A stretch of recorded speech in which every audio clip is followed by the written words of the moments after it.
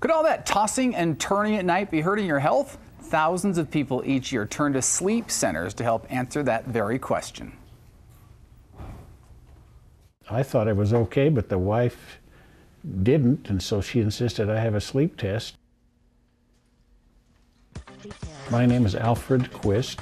I'm retired, I'm 73 years old. I love helping people, doing service for people, and I came in to preserve the marriage. I thought it was okay, but the wife didn't, and so she insisted I have a sleep test, and they found out that I had severe sleep apnea. It was as pleasant as I could expect, and they hooked all the equipment up, but it was not a bad experience. It was a good experience, but I'd rather sleep in my own bed. It's just one of those things you need to do. It's like going to get a physical examination. You do what you have to do to preserve your health. I've been on one of these CPAP machines for about 10 years, but once you get used to it, you sleep like a baby. My life has been better. It's been good. I'm not tired as much as I was before. In fact, I don't sleep in church anymore. We make no guarantees about that, but could a sleep center help you get a good night's rest? Rich Schoenfield is the manager of the St. Mark's Hospital Sleep Center. You know, we all have sleepless nights from time to time. When does it come to the point where it's actually becoming a problem? Well, when you've noticed that you've become very fatigued throughout the day, you can't stay awake maybe when you're at work or at school, or you're having problems with your memory or concentration. Even depression can sometimes lead to that, and basically it's overall affecting your daily life. You know, as we heard there, sometimes the wife, sometimes the spouse is the first one to be able to say, I think there might be a problem right there. What are some of the other signs that someone might have a sleep disorder? Well, snoring is one of the big ones, and a lot of times it's the wife that's recognizing it, and it's actually becoming a trend nowadays that couples will sleep in separate rooms because of somebody else's snoring. Another really a basic question that somebody can ask themselves is, do I stop breathing at night? Has somebody observed me stop breathing, or do I wake up gasping for breath? What does a sleep study really consist of? I saw the room there, but I'm not really sure what it all entails. What happens here? Well, it's a diagnostic procedure, and at the Sleep Lab we've really tried to make it conducive to sleep by offering a very comfortable environment. And what will happen is the patient will show up, they'll be greeted by the technician, and then the technician will proceed to show them to the room and hook them up to the diagnostic equipment.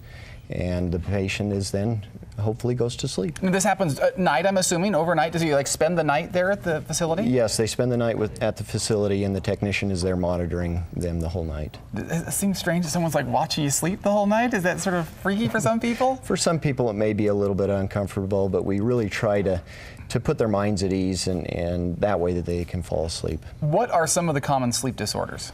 Well, there's nearly 100 recognized sleep disorders, but the most common that people recognize and the most prevalent are insomnia, and that's when somebody has trouble falling to sleep maybe, or they have trouble maintaining sleep.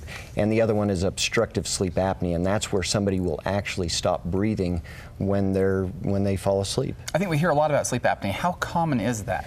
It's very common, and sleep apnea is it can prevent somebody from getting a good night's sleep. The demographics are probably people that overweight, men, and people over the age of 50, and it can also run in families as well. You're starting to make me nervous. You're describing a lot of my life there. Once the sleep disorder is diagnosed, so someone, they say you have sleep apnea, you have something else, what are the options for treatment? Well, after they've gotten all of that result, they can go in and talk to their physicians about the results of the sleep study, and there are some surgical and non-surgical treatment options. The most popular and the most effective is CPAP treatment, and that means continuous positive airway pressure. It's a small machine designed to just sit onto the nightstand next to them as they go to bed, and it delivers pressurized room air through a mask into their airway and helps keep their airway open so that they don't have apnea while they sleep. It forces them to breathe so they don't stop breathing, don't have that danger in their health. How do people normally feel after they've had this whole procedure done?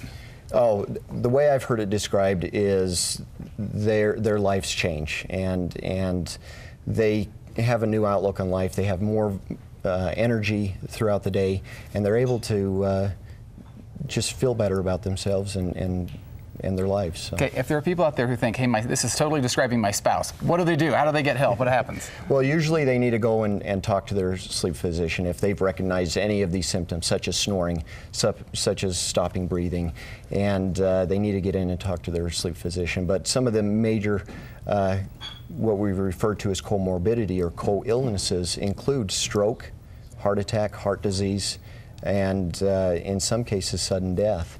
And one of the other big ones is high blood pressure as well. So good reasons to check into the sleep disorder test. Having something like that figured out, and you can figure out how to make yourself healthier. Thanks so much for the information on that.